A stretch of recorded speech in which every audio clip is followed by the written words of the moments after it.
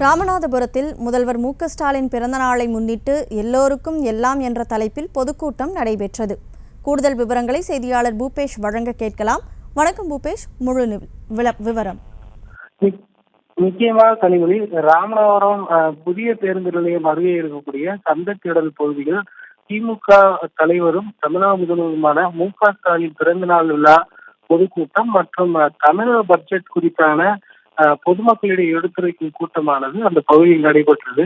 ராமநாதபுரம் நகர்கழகத்தின் சார்பில் ஏற்பாடு செய்யப்பட்டிருந்த இந்த கூட்டத்தை ராமநாதபுரம் சட்டமன்ற உறுப்பினர் காதர் பாட்ஷா முத்துராமலிங்கம் மற்றும் பரமக்குடி சட்டமன்ற உறுப்பினர் முருகேசன், அதே போல ராமநாதபுரம் பாராளுமன்ற உறுப்பினர் நவாஸ்கனி உள்ளிட்ட ஏராளமானோர் கலந்து கொண்டனர்.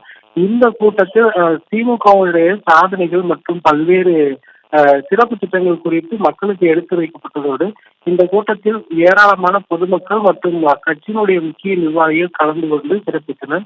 இந்த கூட்டமானது 6 மணி துவங்கி சற்று முன் நிகழ்ந்திருக்கக்கூடிய சூழலில் ராமநாதபுரத்தில் திமுக கழக தலைவர் மு.க.ஸ்டாலினுடைய பிறந்தநாள் கூட்டம் எல்லோருக்கும் எல்லாம் என்ற தலைப்பில் நடைபெற்று முடிகிறது. செய்திகளை உடனுக்குடனும் துல்லியமாகவும் தெரிந்து கொள்ள சப்ஸ்கிரைப் பண்ணுங்க.